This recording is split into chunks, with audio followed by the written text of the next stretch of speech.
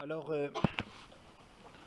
le cours porte sur la relation qu'il y a entre Rosh Hashanah et Kippour.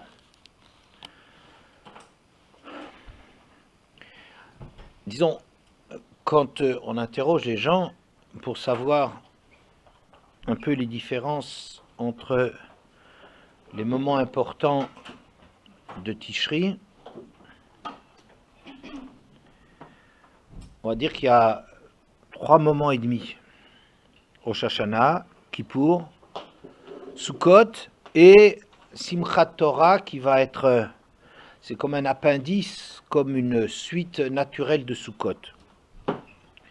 Rosh Hashanah, on va qualifier ça, c'est Yom Hadin, c'est le jour où nos actions sont examinées en regard du projet de l'homme, Ala b'marshava livro et haolam al pi midat hadin, que Hachem a un projet de perfection pour l'homme, et l'homme doit rendre des comptes d'après la distance qu'il a par rapport à cet objectif.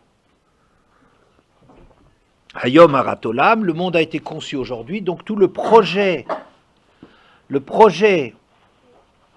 de grandeur pour l'homme, eh bien, c'est Maasei Shufkudato, chacun avec sa mission qui doit comparaître et se mesurer à cela.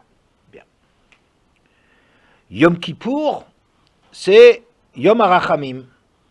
C'est le jour de la pitié, de la compassion. C'est le jour où se révèle le lien profond qu'il y a entre Hachem et la Bria et sa création.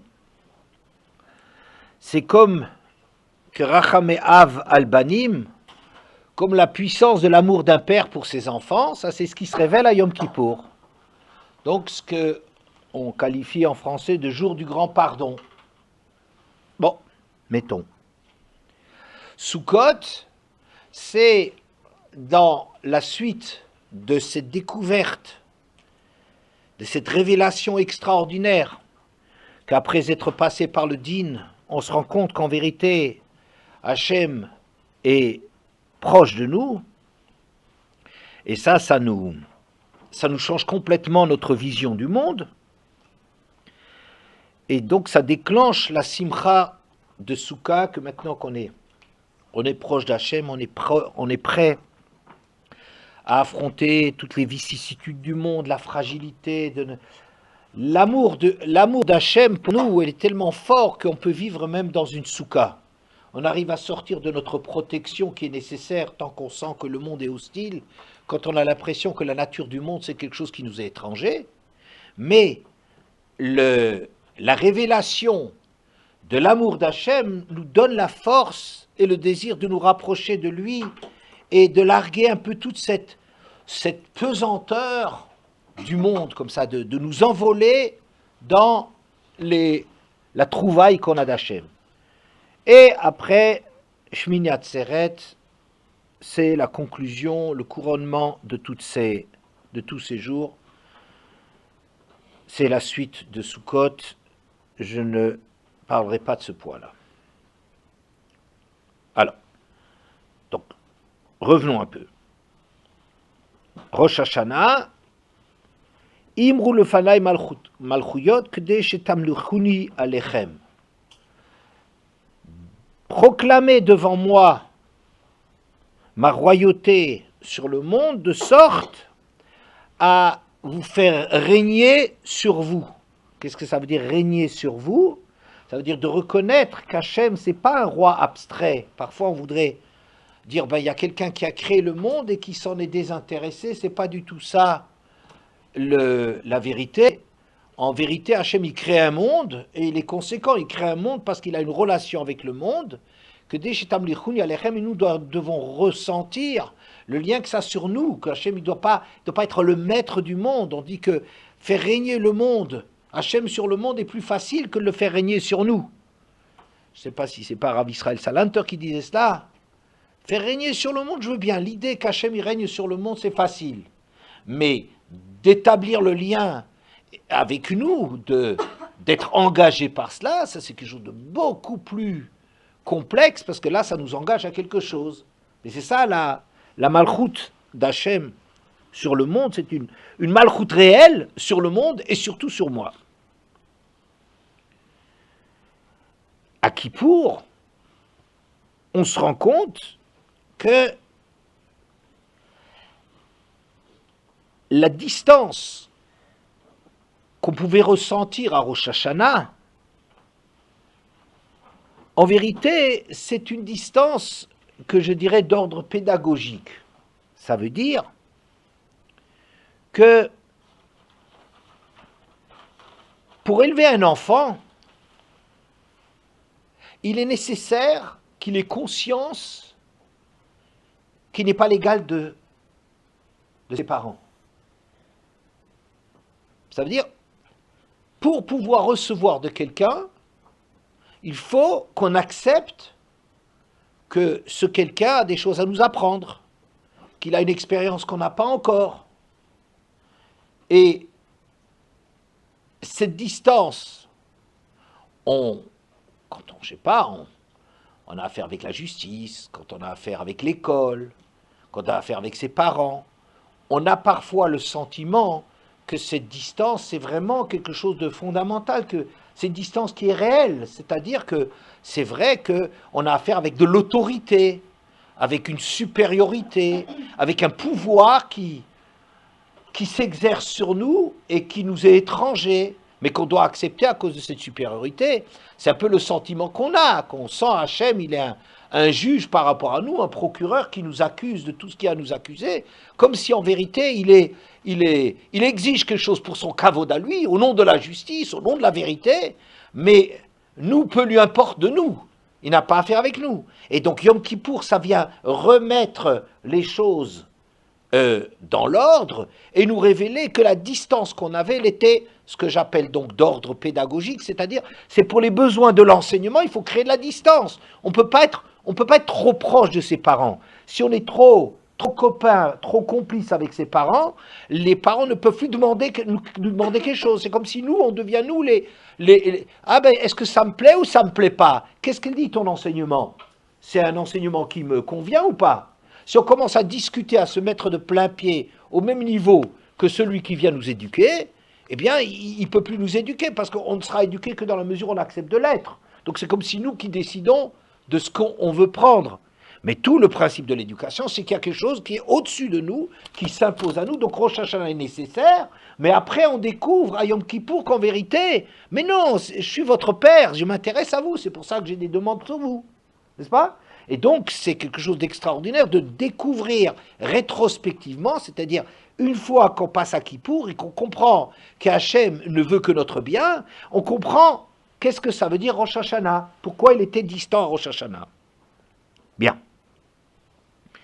Et après, donc, Sukkot, bon, ben voilà, on est très touché par cela, on se rend compte qu'on est pardonné, et je le dis ici comme une révélation. Parce que peut-être on peut se demander, on a l'impression, est-ce qu'Hachem, il veut quelque chose de nous, il va nous chercher il nous cherche des problèmes. Je vous dis qu'en vérité, je prends la responsabilité, je tremble de le faire, mais je crois que c'est important. Qu'Hachem, il nous pardonne. En vérité, Hachem, il nous pardonne. Il n'y a pas de faute sur lesquelles Hachem n'est pas assez grand pour pardonner. C'est pas le souci principal. C'est pas le souci principal. Le souci principal, c'est découvrir la proximité d'Hachem, l'amour d'Hachem. C'est un père plus qu'un père ne peut être. C'est ça ce qu'il faut qu'on découvre, c'est ça qui est important. Azmi, mais on regrette les choses qu'on a faites et tout. Ce schéma-là est très simple. À chaque jour, sa mission, n'est-ce pas?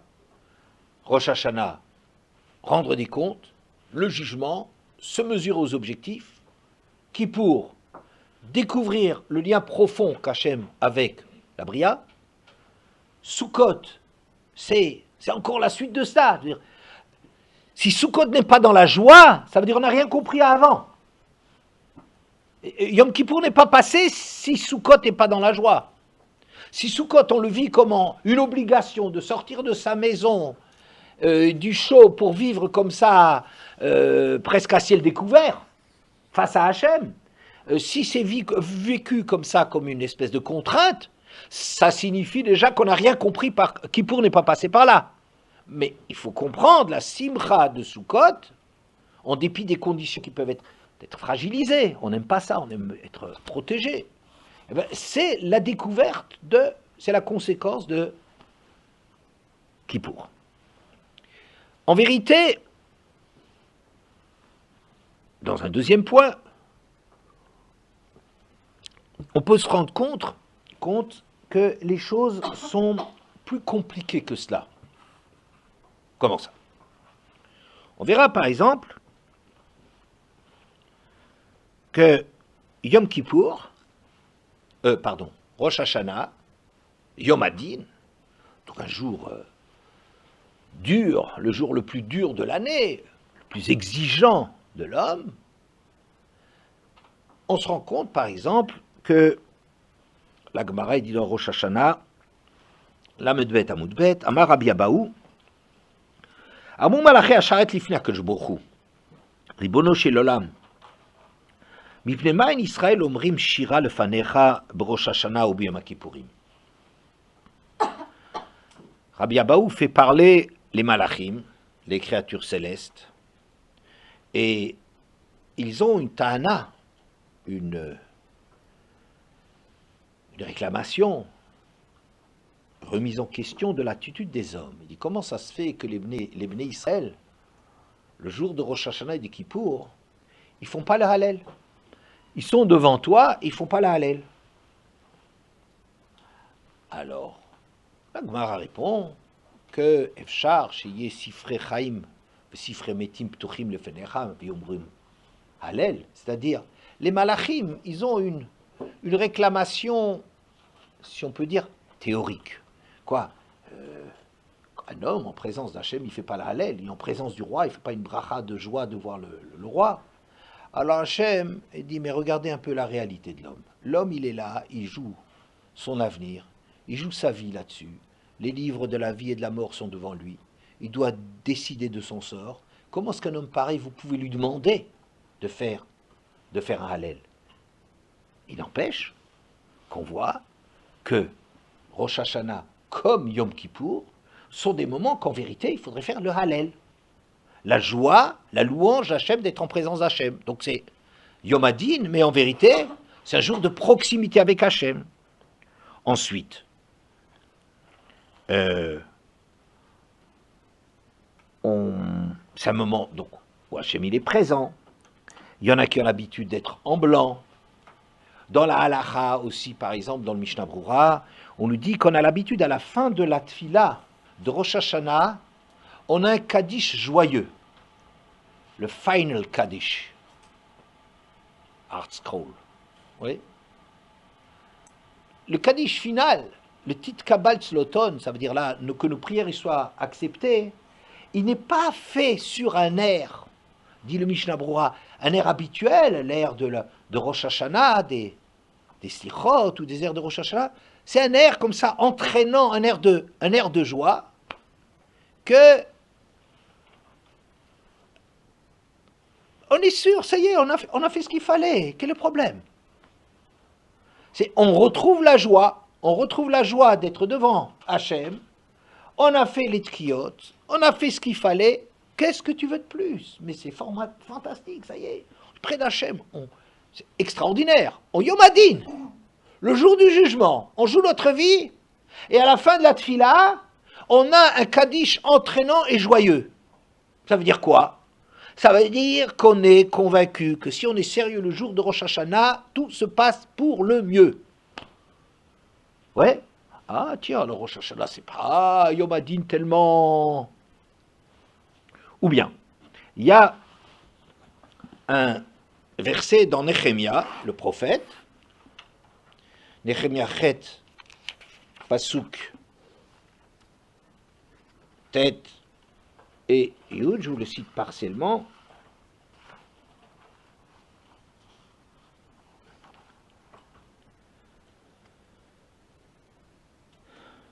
Hayom Kodeshu Lachem Elokechem. Ce jour, parle de Rosh Hashanah. Hayom, quand on dit le jour en question, c'est Rosh Hashanah. Ce jour, il est consacré à Hachem votre Dieu. Altit Ablu Valtivku. Ne prenez pas le deuil, ne pleurez pas. Kivochin Kolaam Shomam et Divrei Torah. Quand les gens, ils avaient entendu les exigences de la Torah, ils avaient comme regardé la Torah avec des yeux nouveaux et découvert la dimension de la Torah, et comme ils étaient misérables par rapport à ça, les gens, ils éclataient en sanglots. Alors le prophète leur dit, ne portez pas le deuil, ne pleurez pas, parce que le peuple éclatait en sanglots, tout le peuple, en entendant les paroles de Torah. Vayomer lahem, il leur dit, Lechu ichlu mashmanim shetumam takim, allez, mangez des choses qui sont grasses, allez boire des choses qui sont douces. Shilchu manot le'inachonlo, envoyez des cadeaux à tout celui qui n'en a pas, qui sont prêts, quelqu'un qui en manque, qui kadosh ayom la donnez-nous, car ce jour est consacré à notre maître, ve'al teatzvu ki chedvat Hashem imausrem, et ne soyez pas tristes, car c'est la joie d'Hachem qui est votre force. En vérité, le peuple, il entend toutes les exigences, il découvre ça, il est terrifié, il tremble dans Yom Hadin. Et il leur dit, mais non, il faut manger ce jour-là, il faut boire ce jour-là, il faut penser aux autres ce jour-là. Mais être vrai, être bien dans sa peau, être bien dans sa vie, être réconcilié avec soi-même. Parce que c'est ça la force qu'on a, ou peut-être ça l'argument qu'on a pour être sauvé. C'est la conviction qu'on a qu'Hachem il nous sauve. Ouais? Bien. Alors, donc, Rosh Hashanah, qui a priori a un caractère d'austérité, hein, on parle souvent d'austérité, des plans d'austérité, on fait grise mine, on se mettrait à pleurer si on était un peu conscient de ce qui se passe. Eh ben, c'est pas ça. C'est pas du tout ça. Derrière tout ça, il y a une grande joie, il y a une grande présence d'Hachem. Et le jour du jugement, on sait qu'on est pardonné. Yom Kippour, je dirais que c'est presque l'inverse. Yom Kippour, donc, jour formidable. Yom Kippour, Hachem, il est proche de nous. C'est le jour d'Arachmanout. Hachem, il montre comme il nous aime, comme il est proche, comme il va nous pardonner. Mais regardez, il y a quelque chose de très paradoxal. Le jour de Rosh Hashanah, qui est un jour de din, on ne fait pas un seul vidouille, on ne dit pas un seul alchet, on ne dit pas Hacham nou bagadnou. Le jour de Kippour, on n'arrête pas. Du début à la fin de la fête, tous les vidouïm, toutes les tfilotes sont accompagnées de vidouïm, on reconnaît les fautes, on regrette les fautes. Mais zut, je croyais que ça y est, on est proche, c'est bon, c'est bien. Non. Le jour du Yom Kippour, on regrette, et on reconnaît les fautes, et on revient là-dessus, et on supplie, et on demande. Ah, je croyais que ça c'était pour Rosh Hashanah. Non, pas Rosh Hashanah. Yom Kippour. Ah, c'est un peu étonnant. Ouais. Ou bien, Yom Kippour, on dit ça aussi, Avinu Malkeinu. Alors, peut-être Hachem, il est Avinu, mais il y a aussi Malkeinu. Donc, même Yom Kippour est un moment, en réalité, où Hachem, il est proche, il est un père, on découvre qu'il est un père, mais on n'oublie pas qu'il est Malkeinu. En d'autres termes, on n'a pas dit qu'à Rosh Hashanah, on appelle Hachem Malkeinu seulement, et à Yom Kippour, on l'appelle seulement Avinu. Donc il y a comme ça un mélange très compliqué qui est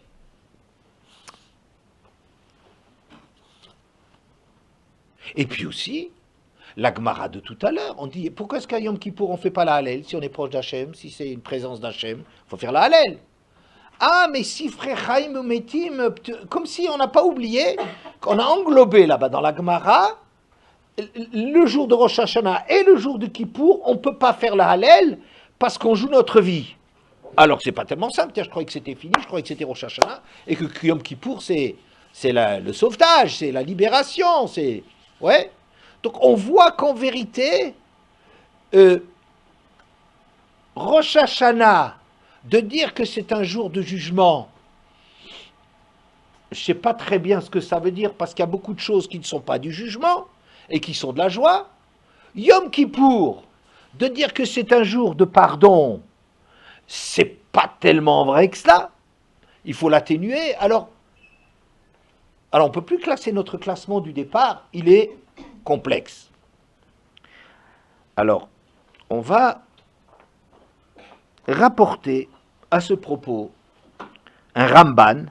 Le Ramban dans Parshat Emor, dans le Sefer de Vaïkra, Kav Dalet, le Pasuk Kav Gimel, il dit, il vend la mèche, il nous dit comment on va caractériser Rosh Hashanah, comment est-ce qu'on caractérise Yom Kippour. Rosh Hashanah, c'est Yom Hadin Berachamim. Yom Kippour, c'est Yom Harachamim Bedin. Le Ramban, il a tout dit.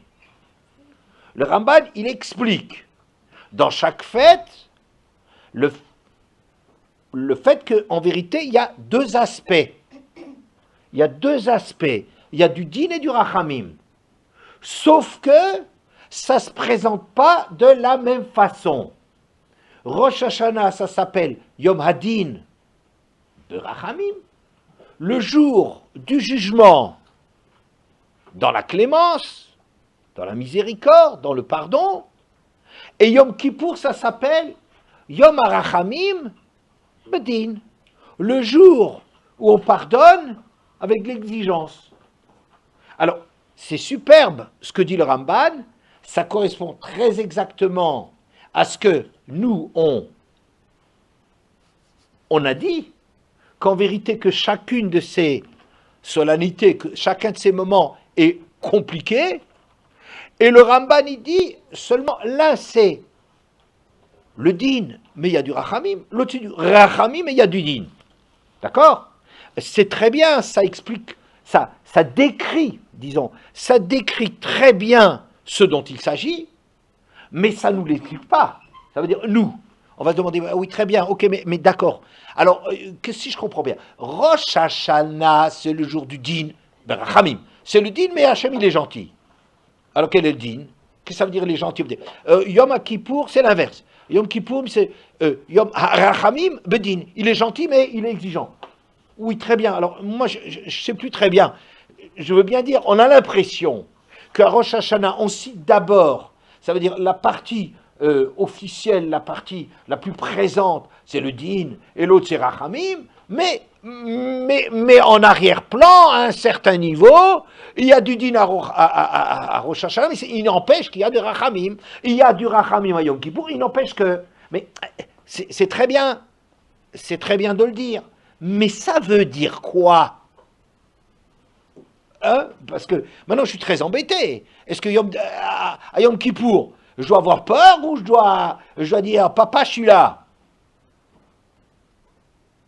Vous comprenez? Moi je dis ça, c'est du Rachamim. Quel est le din là derrière?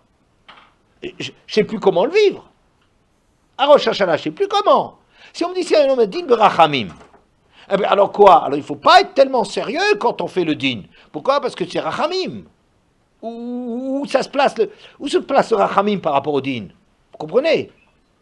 Est-ce que ça veut dire que tu crois que Yom... Si on avait dit que Rosh Hashanah c'est Yom Hadin, on aurait dit il y a 90% de din.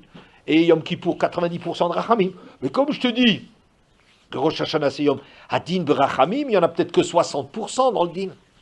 Et 60%. Mais ça c'est très joli, mais c'est des descriptions, c'est un peu des mathématiques, mais ça ne veut rien dire. Ça veut dire, au niveau de moi, comment est-ce que je dois vivre les choses? Qu'est-ce qu'il faut? Quel est le travail? Qu'est-ce que ça veut dire? Tu es dans le din Berachamim.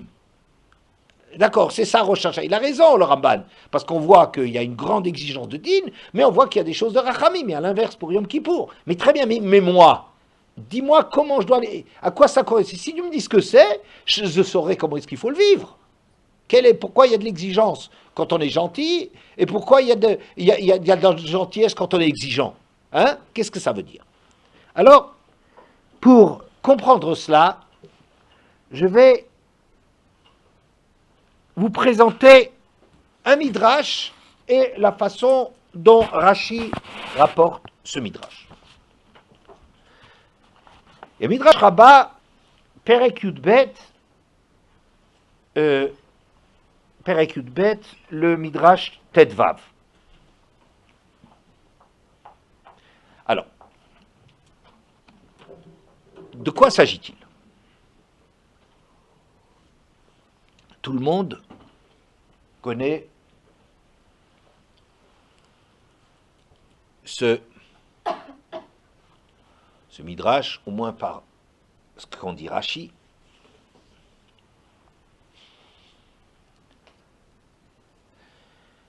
qui souligne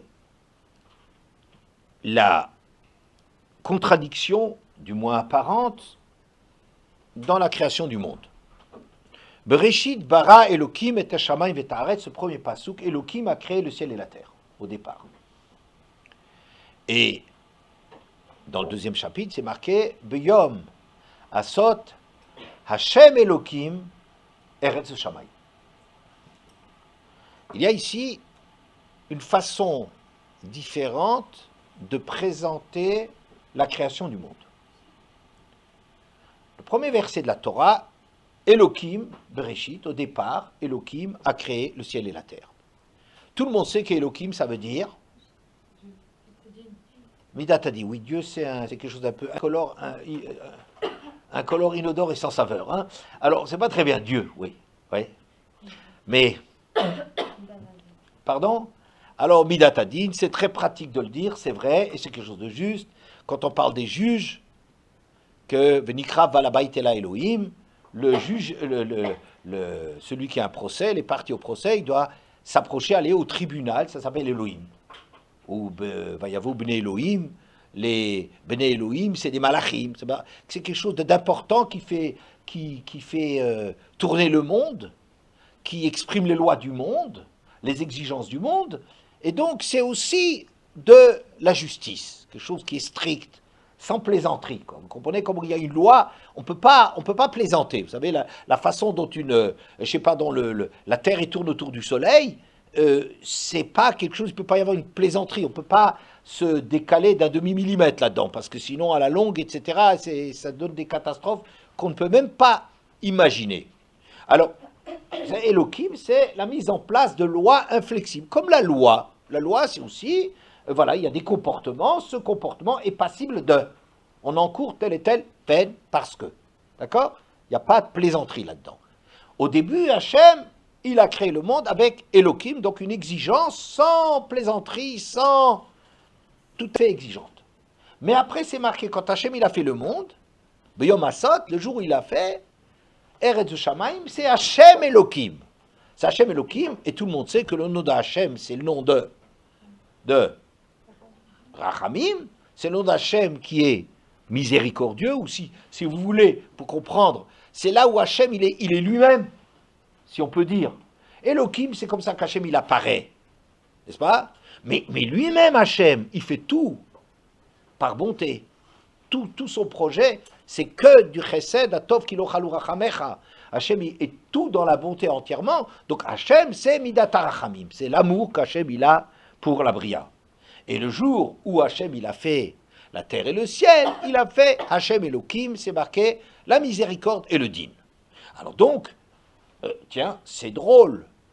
On nous dit que c'est Elohim qui a créé l'exigence, sous le signe de l'exigence que toi a été créé, et après il dit non, c'est une exigence qui est tempérée, il y a du Hachem et du Elohim dans la création. De quoi s'agit-il? N'est-ce pas? Alors, le Midrash répond à cela. Hachem Elohim, le Melech Shayu lo Kosot Rikim. À quoi ça ressemble? Un roi qui dispose de verres vides. Amar Melech, imani noten le tochan chamin hem mitbakin, tsonen hem makrisin. Un roi, il a un problème. Il a des vers comme ça qui sont rikim ou dakim dans d'autres éditions, des vers qui sont fins, il a du cristal, et il veut mettre de l'eau chaude là-dedans. Si je mets dedans de l'eau chaude, ils vont éclater. Si je mets de l'eau froide, ils vont se fissurer. Maasa Ameler, qu'est-ce qu'il a fait? Il rêve Chamim betsonen venatan bahem vamdu. Il a mélangé de l'eau froide et de l'eau chaude et il a pu le mettre dedans. Hein? Kachamar HaKadosh Baruch Hu, c'est comme ça qu'Hachem a agi aussi. Im boreani et haolam bemidat harachamim havechataya segin. Si je crée le monde avec amour, sous le signe de l'amour, de la compassion, de la pitié, de la miséricorde, havechataya sagin, il y aura plein de gens qui vont fauter.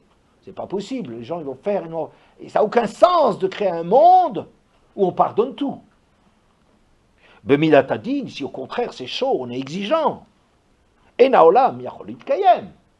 Ça, le monde il va exploser. Et la hariani boré oto bemidat hadin ou bemidat harachamim. Mais je vais le créer avec la midat hadin et la midat harachamim. Vahalevai veyamod. Et pourvu qu'avec cela déjà il arrive à tenir. Donc, le Midrash est clair que quoi? Qu'Hachem, il aurait bien voulu créer avec le din, mais c'est pas possible. Et passer à Rachamim, ça n'a pas de sens, ça n'a aucun intérêt. De fermer les yeux sur tout, pourquoi est-ce qu'on crée un monde si c'est pour n'avoir aucune exigence, c'est rien que l'aimer. Donc, qu'est-ce qu'Hachem il fait? Si vous voulez, il met de l'eau dans son vin. Ouais, il met de l'eau tiède. Parce que de l'eau tiède, il y a déjà un peu du chaud. C'est vrai, c'est loin de la perfection, mais c'est toujours ça. Mais on arrive au moins à obtenir déjà quelque chose. On met de l'eau dans son vin. Ou on met de l'eau froide dans l'eau chaude. D'accord? Et c'est ça le Midrash, qu'en espérant, qu'en atténuant le din, que l'exigence ne soit pas tellement dure, alors, en étant exigeant, mais pas trop, Halevai veyahamod, pourvu qu'avec ça, le monde, il tienne. D'accord? Alors, Rashi nous dit la chose suivante. C'est la fin du premier Rashi sur la Torah, qui nous dit la chose suivante. Bereshit bara Elokim, etc. Alors, Rashi, bara Elokim, velo nemar bar Hashem. Ah, c'est marqué Elokim. Shebitrila le b'marshavto, livroto b'midat hadin. Parce que l'idée première, ou l'idéal, ça aurait été, ou le projet, c'est de créer le monde avec une exigence. Vera'a she'ena olam mitkayem, et Hachem y voit que le monde ne va pas tenir, le monde ne va pas tenir, très bien. Ve'igdi midat rachamim ve'shatfa le midat hadin.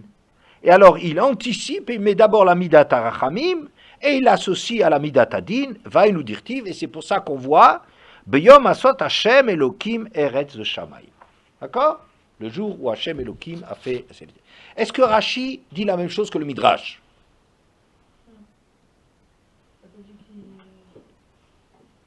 Ouais. Ouais.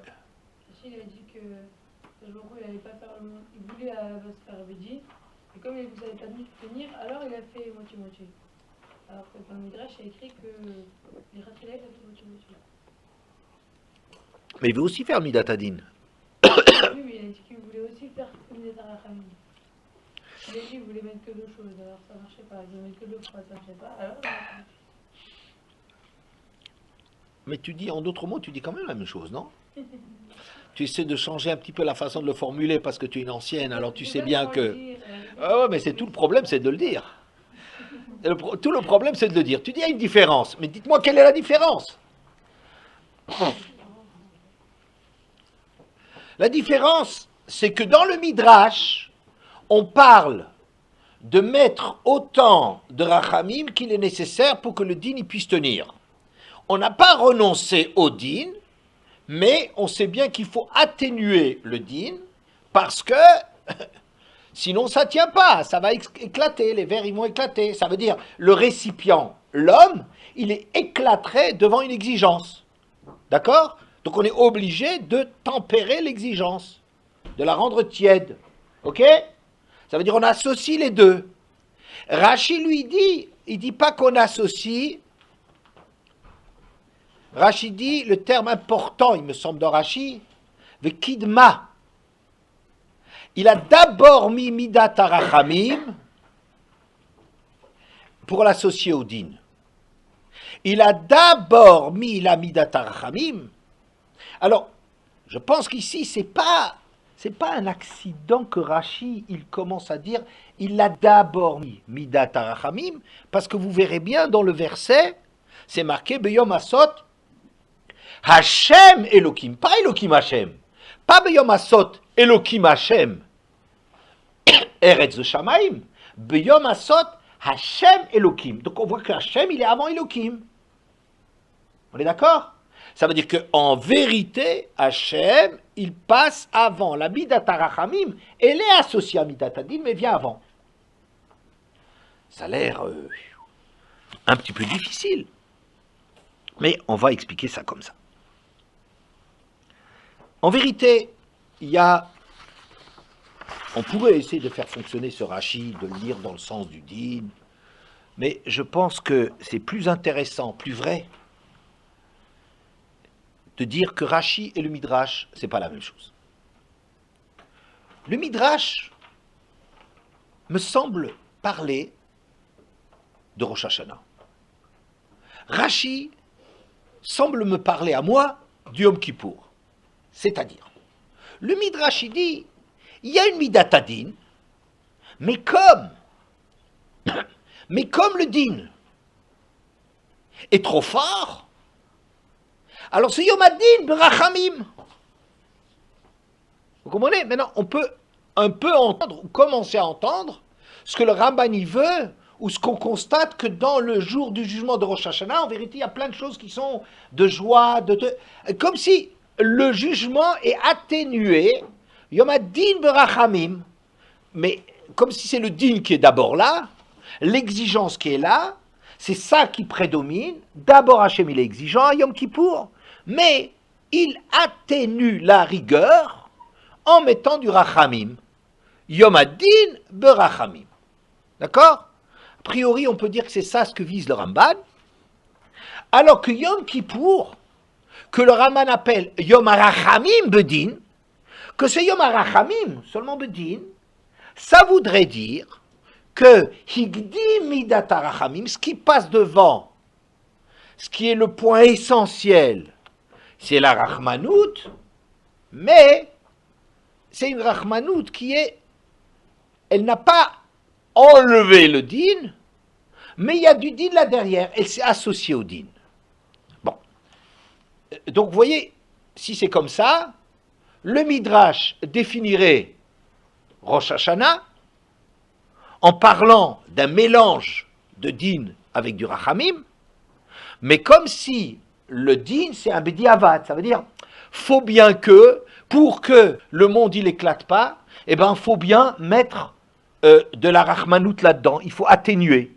D'accord? En vérité, on voudrait mettre du din, mais on ne peut pas mener le din jusqu'au bout. Et donc, ce serait un Rosh Hashanah, Yom Hadin, mais il y a de la Rachamim, ne te soucie quand même pas trop, sache qu'Hachem, ce qu'il veut avant tout, c'est que le monde, il existe, et même s'il a des exigences, et il est très à cheval sur ses exigences, mais derrière ses exigences, il veut avant tout que le monde existe, et donc, il y a de la Rachmanout. Il n'ignore pas qu'il y a de la Rachmanout au jour de Rosh Hashanah. Il ne faut pas être complètement paralysé de terreur devant Hachem à Rosh Hashanah. À l'inverse, Yom Kippour, mais ça me semble plus difficile de comprendre. Parce que le Rashi, je dirais, c'est Rashi ça apparaît.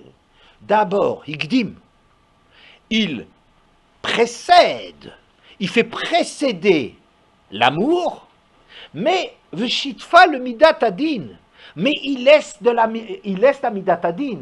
Ça veut dire c'est pas Rachmea Valbanim, un amour comme ça sans regarder je vous aime et puis je pardonne tout.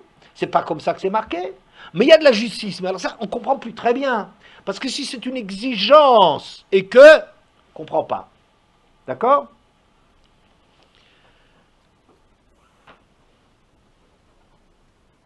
En vérité, il faut savoir que dans l'éducation qu'on donne aux enfants, il y a deux principes indispensables. Indispensables et incontournables.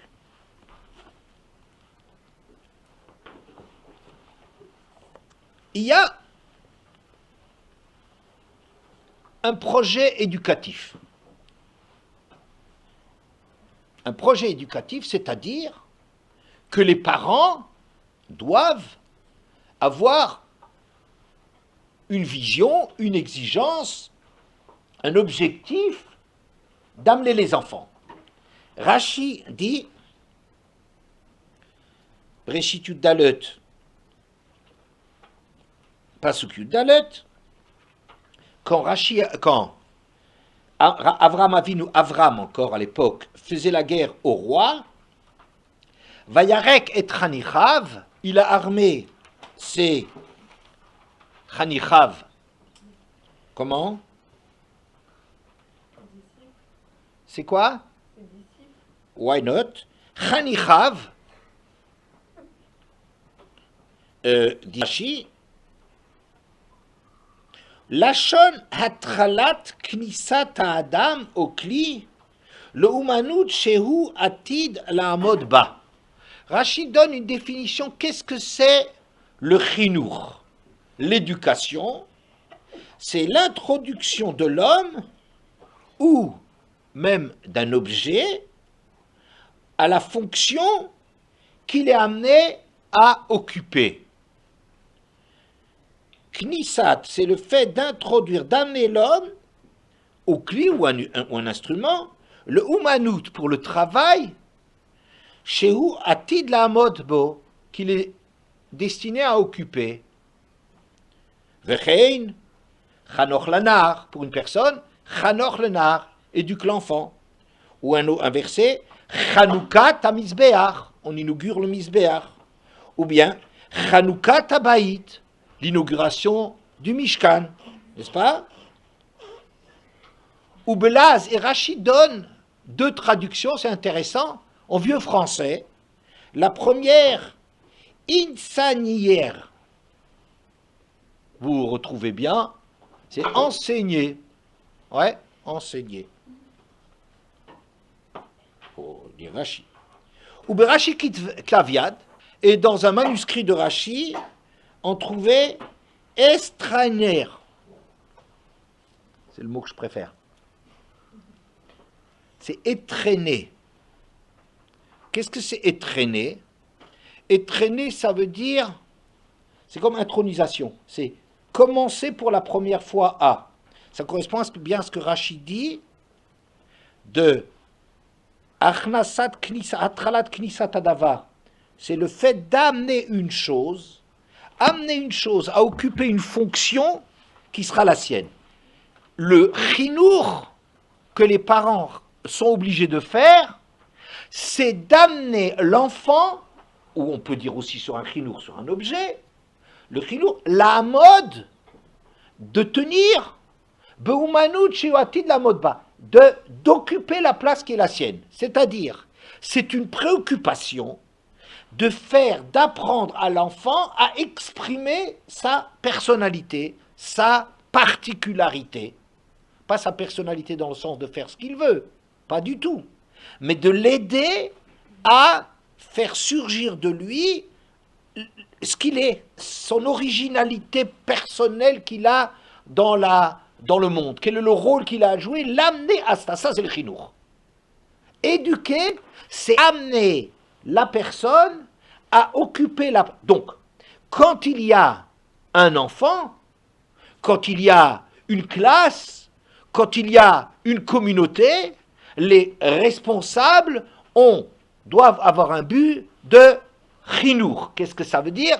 Amener les gens qu'ils ont comme devoir d'éduquer, d'enseigner, à entraîner les choses, à être capable d'occuper la chose en se passant d'eux. Rendre les gens autonomes dans leur façon de vivre. Apprendre à la personne de ne plus avoir besoin de toi. C'est clair qu'un enfant ne veut pas avoir de dépendance avec ses parents. Il peut se rebeller, mais le problème, il est de l'amener à ce que vraiment il soit autonome tel qu'il est vraiment dans le bon côté qu'il occupe. N'est-ce pas? Bon, il y a là-dedans une grande exigence. Cette grande exigence, en vérité, il faut, à côté de cela, qu'il y a Le deuxième devoir des parents, indispensable, de montrer de l'affection à l'enfant. Il faut que les parents, à certaines occasions, montrent l'étendue de leur affection à l'enfant. Pourquoi c'est nécessaire? Parce que si on n'a affaire qu'avec le projet, l'objectif, l'enfant peut avoir l'impression, parce qu'il ne comprend pas le bien fondé, qu'est-ce que les parents ils veulent de lui? Pourquoi ils veulent lui apprendre à se brosser les dents le matin? Mais c'est embêtant, qu'est-ce qu'on va faire avec cela? Qu'est-ce que tu m'embêtes? Tu me casses les pieds, tu me contraries, tu me contrains à des choses, et l'enfant ne peut pas encore comprendre la nécessité de la chose. Pourquoi il doit être poli? Pourquoi il ne doit pas interrompre quelqu'un qui parle? Pourquoi? Mais c'est des flics. Mais qu'est-ce qu'ils veulent de moi? Ils veulent me calmer, ils veulent m'étouffer. Donc, si on ne parle que de l'objectif du chinour, si on ne parle que du but des parents, qui est d'amener l'enfant à être traîné, à être capable de devenir autonome, l'enfant n'a pas cette maturité-là, et donc il va croire qu'il a affaire avec lui à des flics, à des gens qui ne l'aiment pas, qui le font pour qu'ils se tiennent tranquilles, pour qu'il leur fasse plaisir à eux, etc., etc.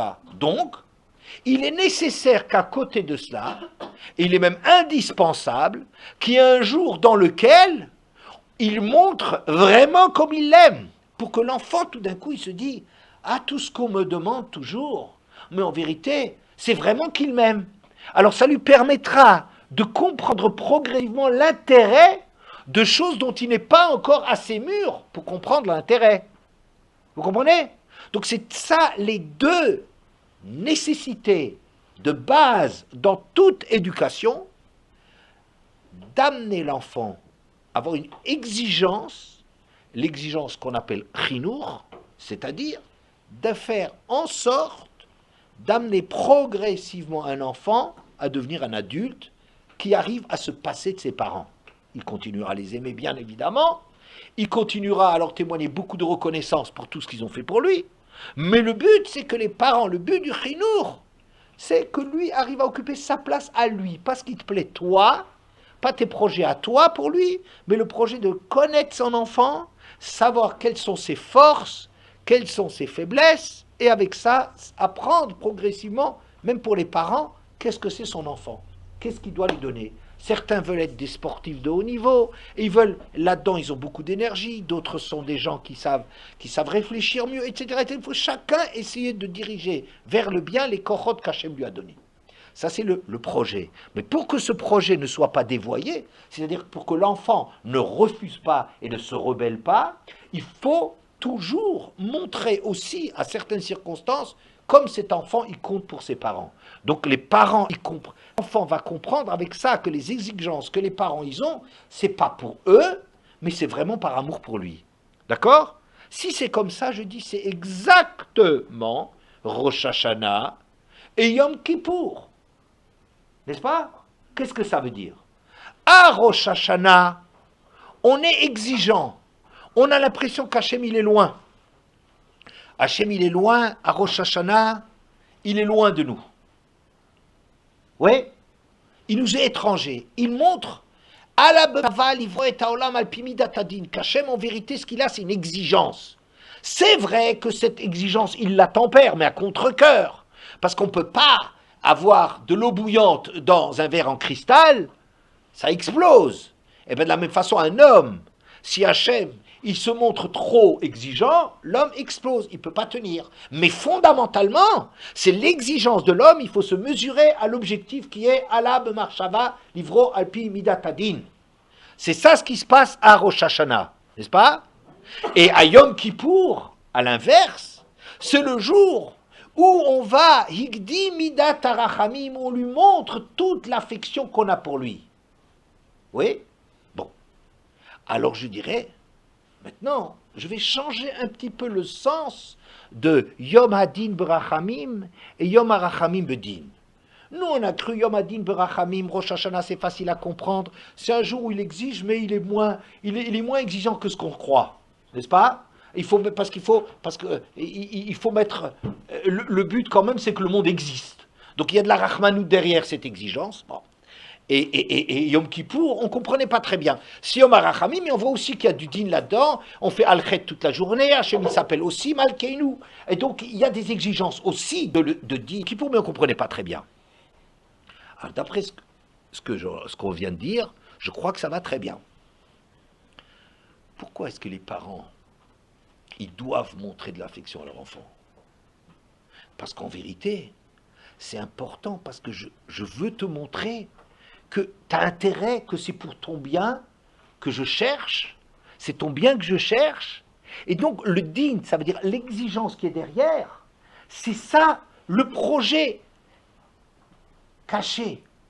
Je montre beaucoup d'affection, mais mon but de Rachamim, c'est badin, c'est-à-dire qu'en vérité, pourquoi je te montre tellement d'affection? Tu sais pourquoi? Parce que je veux te dire, regarde, comprends bien que c'est pour ton bien, que ce que je demande pour toi, comprends bien que c'est pour ton bien. Donc le din, il est là. C'est pas stam montrer que je t'aime, mais c'est montrer que je t'aime pour que tu comprennes que je demande à toi. C'est une exigence, mais elle ne peut être que par amour, puisque je te montre que je t'aime tellement.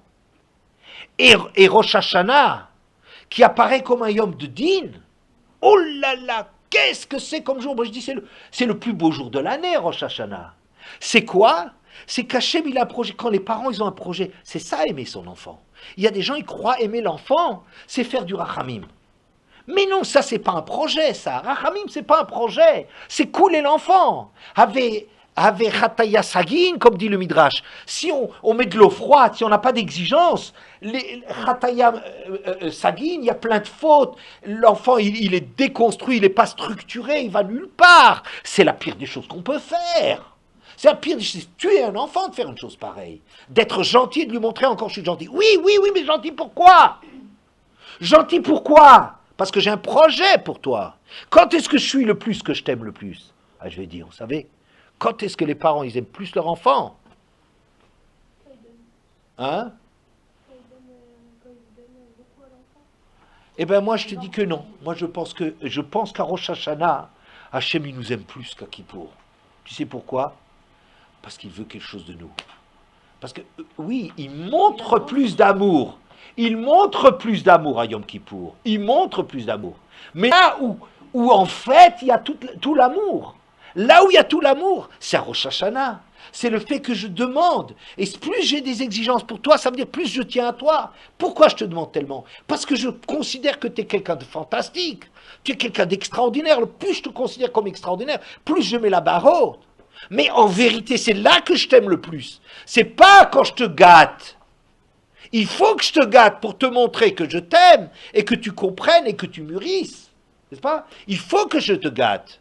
Mais ce qui est clair, c'est que l'amour vrai, il est tellement fort à Rosh Hashanah.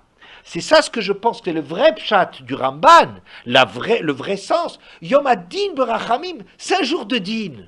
Mais tu sais, tout ce din qu'on a, c'est que de la Rachamim. Le vrai, c'est Rachamim.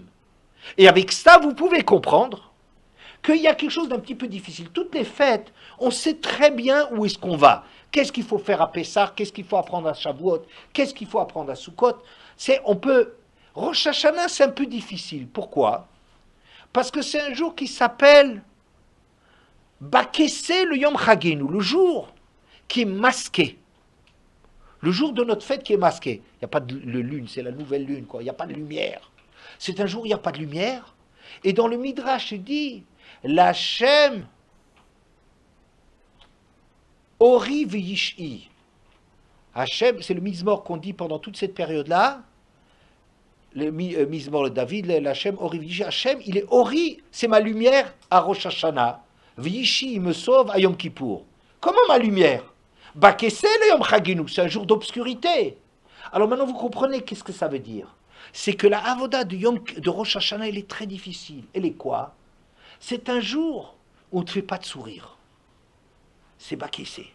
C'est un jour où tout est masqué, les choses ne sont pas dites. Et nous, on doit voir la lumière d'Hachem. C'est comme si on nous disait, c'est très difficile Rosh Hashanah. C'est comme que quand on voit les parents qui nous demandent de faire des choses qui sont très exigeantes pour nous, ça a l'air d'être très étranger beaucoup de distance, il n'y a pas de lumière, on ne nous sourit pas, et de comprendre quelle est la nature et la grandeur de l'exigence qu'on a pour nous. Que, en vérité, l'amour d'Hachem doit être trouvé dans l'exigence qu'on a. Et que si quelqu'un il demande beaucoup de nous, qui aime bien, châtie bien, des phrases, c'est parce qu'il veut, il tient à nous, il ne veut pas qu'on rate sa vie. Les parents, c'est des criminels s'ils gâtent leurs enfants à tort et à travers. C'est des criminels, parce qu'ils leur montrent peut-être de l'amour et ils les coulent. Ils croient que la vie, elle est comme ça, que c'est des cadeaux qu'on peut exiger, au lieu de dire non, la vie, elle est là pour que tu grandisses, pour que tu progresses, pour que tu avances. Je veux un projet pour toi, je veux du chinour pour toi. Alors ça, c'est l'amour des parents. Les bons parents, c'est pas ceux qui donnent à tort et à travers. C'est pas vrai. C'est ceux qui exigent. Seulement ceux qui exigent, ils doivent jamais oublier qu'un enfant, il ne comprend pas qu'on l'exige de lui et qu'il faut lui montrer comme on l'aime. Vous voyez? Alors même dans l'amour qu'on lui montre, à Yom Kippour, c'est Yom HaRachamim Bedin. C'est Yom HaRachamim. C'est de l'amour. Mais pourquoi tellement je te montre tellement de l'amour? Parce que je veux que tu comprennes que ce que je te demande, c'est par amour pour toi. Voilà, vous comprenez? Et si on va conclure, il y a... Bon, peut-être encore, on peut encore ajouter, il y a une question qui se pose. Pourquoi, si à Yom Kippour, on nous montre l'amour, pourquoi est-ce que Rosh Hashanah y précède? On devrait peut-être d'abord dire que je t'aime et ensuite je t'exige quelque chose. Il y a plusieurs réponses qu'on peut trouver. Pour faire vite, on peut dire, le chemin qui se passe chronologiquement, c'est toujours que quand on entend des exigences, la chose nous est, c'est ingrat pour nous. Quand on nous demande quelque chose, c'est ingrat. Et c'est toujours comme ça. Quand on te demande quelque chose, c'est ingrat. Quand tu comprends le bien fondé, la nécessité, l'avantage qu'il y a là derrière, c'est avec le temps. Ça veut dire, on reproduit Rosh Hashanah et Yom Kippour, ça reproduit comment est-ce qu'on entend les choses. Nous, quand on est jeune, on n'est pas très mûr, alors on croit que ce que la société nous demande, ce que l'école nous demande, ce que les parents nous demandent, ce que la Torah nous demande, là où il y a quelqu'un qui demande, on croit que c'est pour eux, on croit que ce sont des juges, on croit que ce sont la police, on croit qu'ils sont payés pour nous faire du mal et d'avoir des exigences. Et c'est comme ça que les choses sont vécues, parce qu'on ne peut pas comprendre dès le début. Parce que justement, un enfant, tu peux l'éduquer justement parce qu'il y a une distance, parce que tu as quelque chose qui le dépasse. Donc quand tu vas essayer d'utiliser les choses, parler de là où tu es, pour l'amener, pour le tirer vers le haut, nécessairement, tu demandes des choses au-dessus de son niveau. Il faut le faire avec intelligence, c'est sûr, mais quand même, tu demandes des choses qu'il ne comprend pas toujours. Et si les goïms, ils demandent qu'est-ce qu'il y a dans la Torah, s'ils veulent, eux, maîtriser le processus, ils arrivent nulle part. Jamais ils recevront la Torah. Donc il y a toujours une distance dans l'exigence. Oui, et ça c'est tout l'amour que les parents ils ont, mais il faut aussi... Ouais. Après, avec le temps, on arrive à comprendre qu'en vérité, c'était vraiment l'amour. Et qu'à Rosh Hashanah, où les parents ils demandaient quelque chose, où ils n'étaient pas démagogiques, ils n'essayent pas de faire copain-copain avec leur enfant et de plaire à tout prix à leur enfant. C'est en vérité, pour eux, c'était plus difficile pour les parents. C'est difficile d'être sévère et exigeant pour les enfants. Mais c'est là qu'ils étaient vraiment les parents. Quand on voit Yom Kippour, on arrive à comprendre Rosh Hashanah. C'est une des réponses certainement vraies. Il y en a encore d'autres, voilà. Mais il y a dans l'histoire, je crois, deux moments dans l'histoire essentiels qui correspondent à ce schéma de Rosh Hashanah et Yom Kippour. C'est Matan Torah et Yomot HaMashiach. Matan Torah, c'est le moment où Hachem il vient. Kafa alem arkugigit. Il y a une exigence pour l'homme. L'homme, il est paranish matam, il n'arrive pas à résister à cela. Il se rend compte que le but de la création, il est tellement énorme, qu'il y a tellement d'infini là-dedans, il y a tellement de beauté qu'il n'arrive pas à le contenir, il éclate devant cette difficulté, il vit ça comme quelque chose d'impossible à tenir. C'est le jour le plus grand, la plus grande exigence, c'est Matan Torah. Par Hanish Matam, on n'arrive pas à exister devant ça. Tellement que l'exigence pour l'homme, elle est énorme. Yemot HaMashiach, qu'est-ce qui est marqué? Itoka b'shofar gadol, ubaou haovdim me'eretz Mitzrayim. Vadidachim me'eretz be'eretz Ashur, ishtachavu l'Hashem barakodesh b'Yerushalayim. Ce jour-là, il y aura une sonnerie de chauffard. Et cette sonnerie de chauffard qui sera sonnée ce jour-là, c'est l'appel d'Hachem tellement fort, que tous les juifs les plus lointains qui soient, les gens qui ont déjà oublié qu'ils sont juifs, les gens qui sont perdus dans la facilité de Hachour, les gens qui sont écrasés par Metzarim de Mitzrayim, par la dureté de l'Égypte, les gens qui sont dans la détresse, les gens qui sont oubliés, tout ça, ils entendront quoi? Ils entendront cet appel du chauffard qui les appelle à Yerushalayim, c'est-à-dire qu'on se rendra compte à ce moment-là, Hachem il éveillera dans les profondeurs de l'homme, jusqu'où va l'amour d'Hachem, que c'est une sonnerie de chauffard tellement grande que du bout du monde, les gens qui ne savent même pas qu'ils sont juifs, ils verront qu'est-ce que c'est l'Ishtachavot, ils comprendront le sens de la vie. Et c'est ça les deux grands moments, et c'est ça le but du monde. C'est Yom Kippour, c'est-à-dire qu'on se rendra compte qu'en vérité, on veut la Avodat Hashem, on veut ce qu'Hachem il veut pour nous, l'Ishtachavot il viendra à Yerushalayim pour se prosterner et remettre Hachem.